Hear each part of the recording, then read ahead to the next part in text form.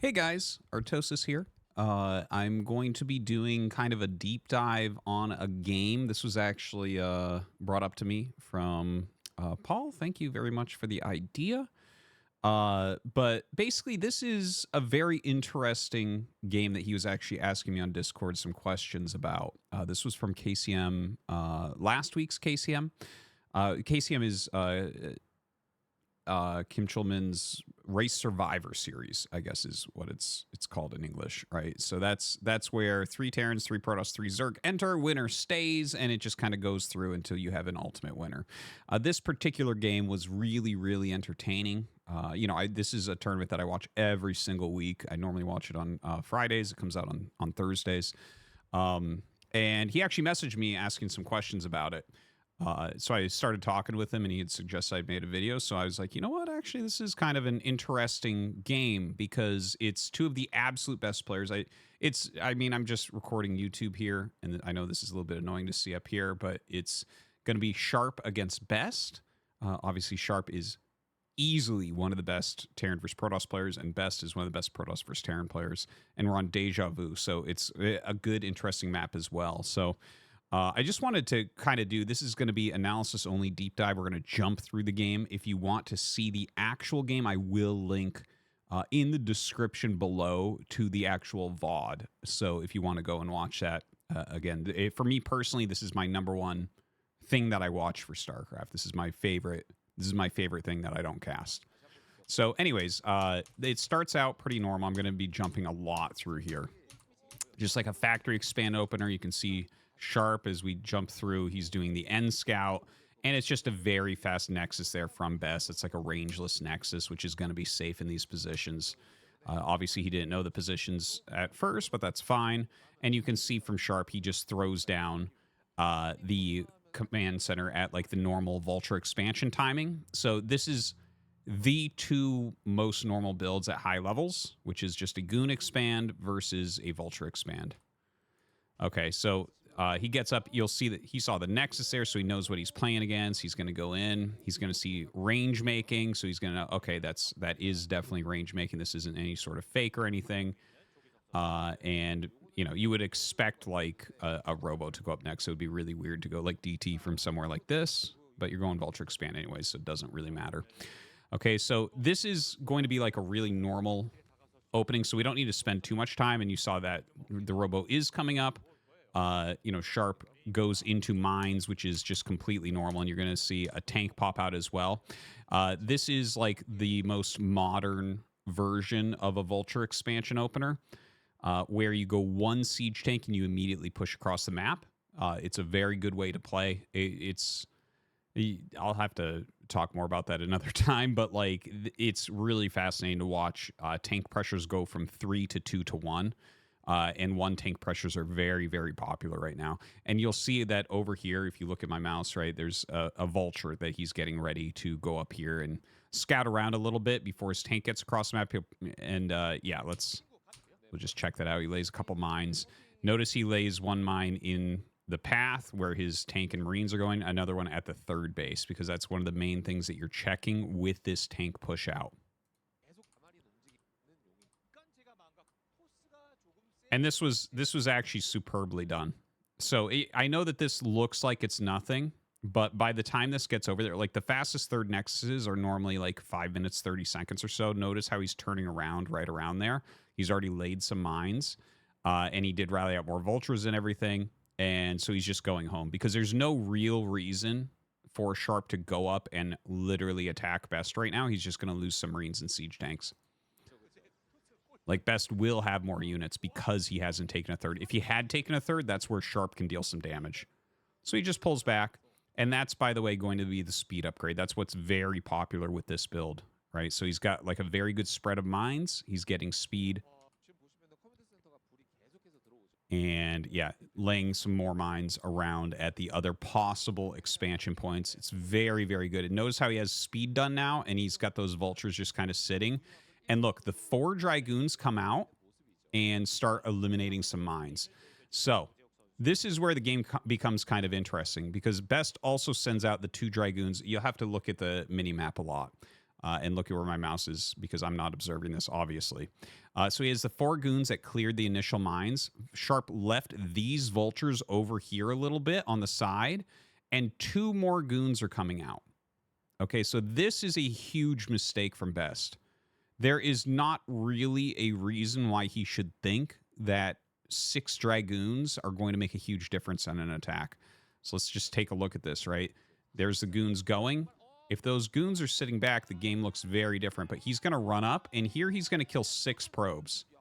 Okay, so this is a gigantic mistake from Best. And this is like the first thing that I was kind of like thinking about when I was messaged about making a video about this, where I was like, I'm not actually that interested because this is just not good play from Best. Like there is no reason to move out with 6 goons right now. It just, what is it going to do? Do you think your opponent has made no siege tanks? Do you like, here's the thing. Because this build is very popular and you get speed very quickly, your siege is very late.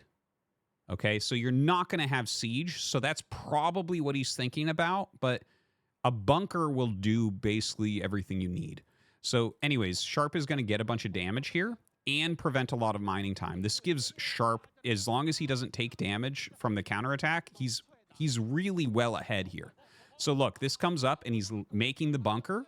It is a very greedy thing from Sharp. And for instance, if Sharp had actually attacked into Best with that initial tank and 4 Marines, and he had lost, like, let's say he kills a goon and damages another goon, but he loses the Marines, suddenly this attack makes a lot more sense. But because he didn't do that and he pulled back and now he made the bunker because he saw he basically started the bunker as the goons were clearing these mines, I think. And so he's going to have enough, and Best doesn't do any damage with this. Okay. He kills like, he killed like a vulture there, and he will end up killing a tank. These are going to clear the vultures. But you can look at this position, right, as this gets held. And yeah, he gets in, he snipes a tank. Okay, so this is basically the end of that sequence of events where Best is starting to pull back, Sharp is stabilizing. So now we're looking at it, and it's 7 minutes. There's no third base started for Best. Best has lost 6 probes and mining time. If you look at the supplies, I know it's a little bit hard to see because of the YouTube title there. But 56 against 61 supply, that's very good for Terran to be that close in supply right now. Okay, so he sieges up, forces that all back. Very good position for Sharp. So this is where I think the game gets interesting. Because you have to kind of ask, like, what is the correct, in theory, what should you do here? What is the correct follow-up? Okay? Now, it's a little bit tricky. Okay? So the thing is, when Terran gets a good advantage, like, Terran is advantaged here. But a Terran advantage in Terran versus Protoss doesn't result in killing Protoss. It generally, what it will result in is doing something that's a little bit greedy, right? So like one of the coolest things I ever heard was when Light mentioned that, like, oh, and here you can get an academy. Like for instance, getting an academy would be like a greedy play. Okay, so like if you know that you're totally fine, you can do something like get an academy. So that would show you like the levels of what Terran will do with an advantaged position is not the same. Whereas, like, let's say that the tables were turned and Sharp tried to attack, but in the meantime, Best did a counterattack. He killed 6 workers, caused lost mining time, and then blocked Sharp's counterattack completely. Like, Sharp kills 1 goon with it and then has to back up. Okay, that could be like a Reaver drop or something against a little tank push, and Best just out micros, something like that. In that type of position, Protoss can just kind of mass up on 3 base and then double expand and be like really, really, really in control of the game. That isn't going to be the case from the other side of the matchup. And I want to show this because I think that this is really interesting with like how the decisions are made. So we'll jump forward a whole bunch here. You can see the 3rd base going up for Best. That was a Templar Archives we saw making there. Bunch of factories being added here for Sharp. So Sharp is going to go up to 6 facts, and you can see a bunch of gates coming up for best. He's already got the Citadel. You can see he's got Academy. So, like, Sharp is really filling himself out, and he adds the 6th factory. Okay, and he's got mines or turrets up, and you can't see in the minimap any observer in his base, which is an important thing to mention because he's got these missile turrets around. So I don't believe there's an observer in there. But when you see the 6th factory, it signals an attack. 5 factory is maybe, maybe not. 6 factory generally means attack. Now, that doesn't mean you necessarily have to attack, but he's trying to line up for an attack here. Okay? And he doesn't have good map vision at all. He does have 2 comsats, so that's something he can get some vision with. He has this mine at 12 o'clock, which I find to be very, very important. That tells him a lot, because that's the most likely 4th base. Another likely 4th base could be down in the bottom left area, whether that's the natural or the bottom left main. It doesn't make as much sense to expand to the top right, because the 3rd base that's natural for Sharp leads towards that. So he could do something like defend this plus attack this at the same time. So you don't want to allow Terran to do that. Whereas since this is the 3rd base, if you're down here and Sharp tries to attack in this direction, if you're looking at the mini map here, then suddenly that opens up this because it's not being covered by an attack. There aren't like rallying units going by it. This is its own little kind of island of an area, right? So you're looking at this and saying, okay, top right, most likely not taken. Of course, that's where the risk of taking something like that could pay off. He hasn't taken this 12 o'clock base. Maybe he'll expand down here. But this is the information that you need to get if you're going for a 6 factory. If you can't figure that out, if you can't figure out where he's going with the game, then bad things are going to happen. So we'll jump forward some. And what you can see here, well, I'm looking at the mini map mostly. Sorry, this is this is how you watch games when you've seen as many games as me. I look at the mini map. You can see he's got a huge amount of gateways. He hasn't really added other tech. He's got like a Templar Archives. You know, I'm sure he's got a shuttle or 2. And obviously he's going to be getting Zealot legs. So this is basically, and you can see no gas at the 3rd base as well.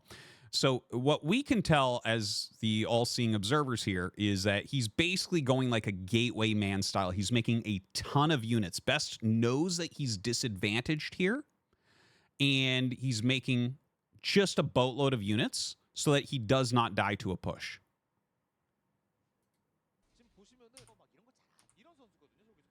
Right? That is a lot of production. He's keeping good supply.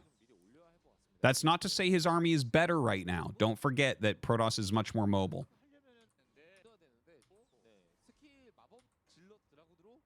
So you'll see that Sharp pushes. He does a couple turrets, and he pushes. Well, let's actually just back this up a second.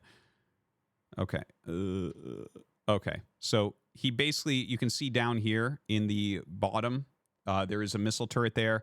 And he pushes up, and he's going to get a missile turret up here. This is a normal way to start a 5 or a 6 factory push. Well, especially, I would say, like a slightly later push. You need to kind of make like an entrenched position. You can't just attack up to the high ground. You have to slowly push the high ground because you're going to be missing half the shots, right? So, look. Best here. He just makes an arc and backs up. He's just slowing him so that his gateway production can continue to kick in. He's slowing him. He's slowing him. He's slowing him. Now, if you watch Artosis casts regularly, you'll see that this is the #1 thing I talk about in this matchup against these types of pushes from Terran is you just have to make them siege a few times. If you can make them siege a few times, Zealot legs can finish. These pushes die to Zealot legs. That is the important, critical, key upgrade. So you see Sharp, he's pushing. Basically, he's going to want to get a high ground position, there's that missile turret. This kind of entrenches it. It allows you to put down mines. It slows any observer goon coming in to clear it. It just kind of like, it's a center of strength. So Sharp here, right? He's using his scans, by the way, to kill observers, which means he's just not gaining intel. He doesn't know about bases here. He doesn't know about bases here. He doesn't know exactly what tech there is. Notice he's floated the eBay, which helps with the push, and now he's going to start going down the left aisle. Okay. So this is where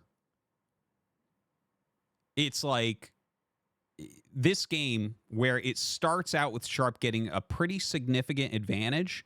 This will actually go on to be such a long, epic game. Okay, so We're at 10:24, and look at this.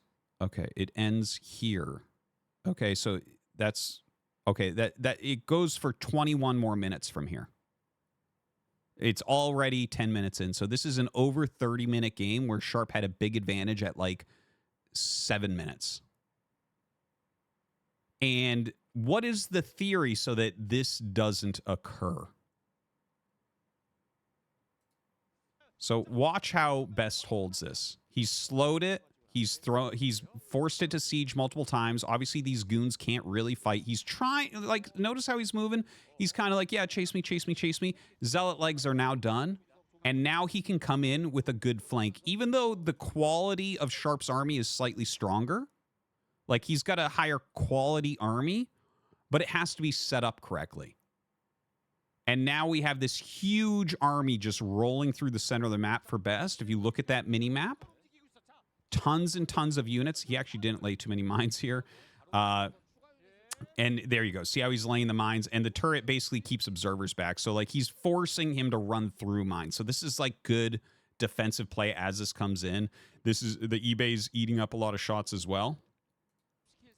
But Sharp has to turn around now. So Best is actually dictating the flow of this game. He's made just a ton of gateway units. And you can see the supply is still pretty close here. 138, 124.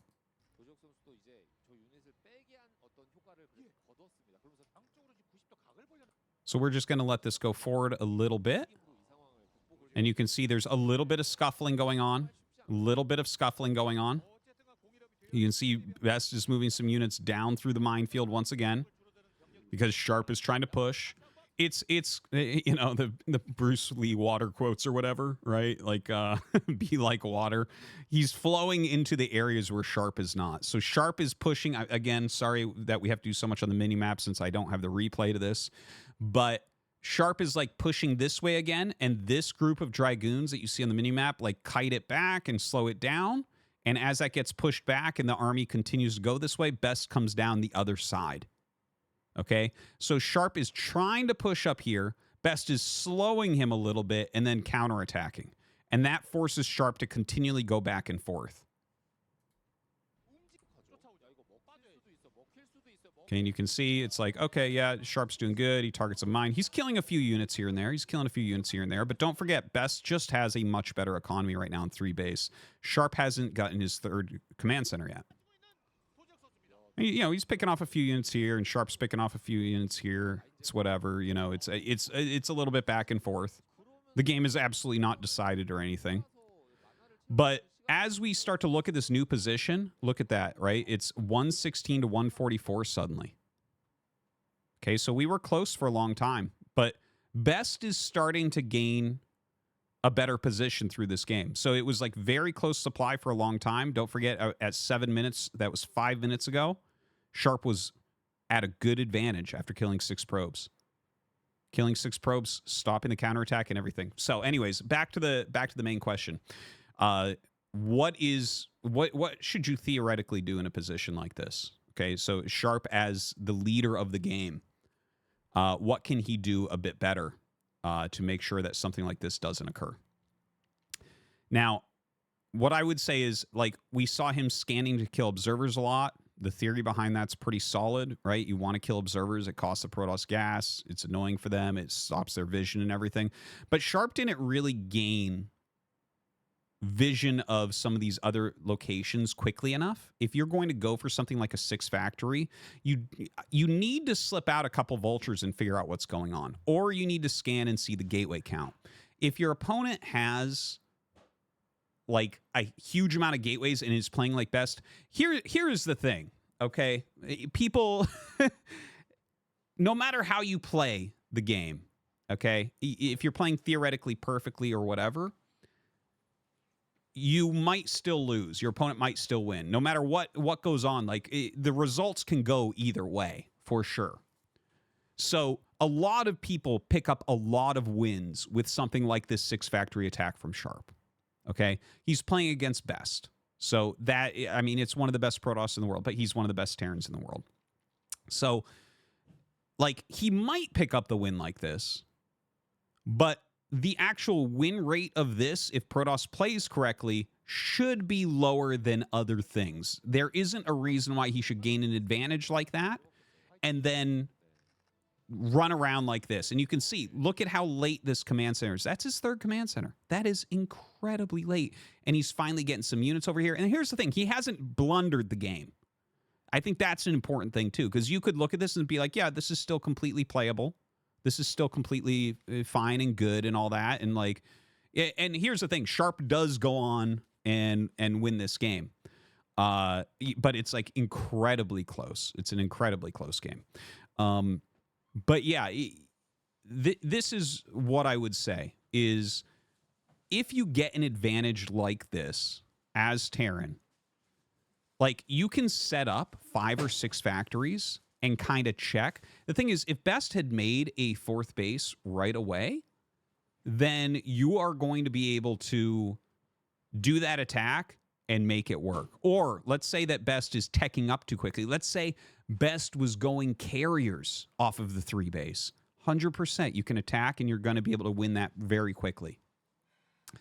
But in this type of case, I would say what you need to look at is if you scout that or if you don't scout that, like let's say that you can't get the scout out. You don't have a good way to do this. Making the command center, is it ever going to be wrong to make the command center closer to like 9 minutes instead of 12 minutes? I would argue it's not going to be wrong. You've forced your opponent into a ton of gateways. Your opponent is playing gateway man here. And that doesn't scale well. You know, at lower supplies, like at these supplies, it works a lot better. Okay. They were at like 125, 135 for a bit. It works a lot better there. But let's say that you go all the way to max supply. If you both max out doing the same thing, the Terran army destroys at that point. Okay. It's a scaling difference. So it's better to outscale your opponent by playing it a little bit greedier. Now, obviously, there is going to be counterplay no matter what you look at. But that's why I mentioned earlier, for instance, there isn't like an observer in here. That is an important aspect as well. Like he was scanning to kill lots of observers and all that. If you go up 5, 6 factories and make the command center right away, your opponent has to make the gateway man. And he has to be those 3 bases. And then suddenly it's 3 base versus 3 base, and you're adding these factories earlier because this was made at 9 minutes, and now you've been mining off 3 bases with 60+ probes for an additional 2 minutes, and suddenly your economy starts to explode, and you start to get a ton of units out. So, yeah, that's kind of the deep dive for this, because the game goes on. It is a great game. I would suggest watching it. It's a lot of fun. But I would say that once you force this reaction from Best, which even just killing the probes, the 6 probes, basically forces this if the Protoss is smart. I mean, there could be a world in which you play a Protoss, probably a B rank one, where they lose 6 probes and they make 2 nexuses in the 2 corners. Like, yeah, maybe someone does that, and then making this command center is bad and the attack would have won.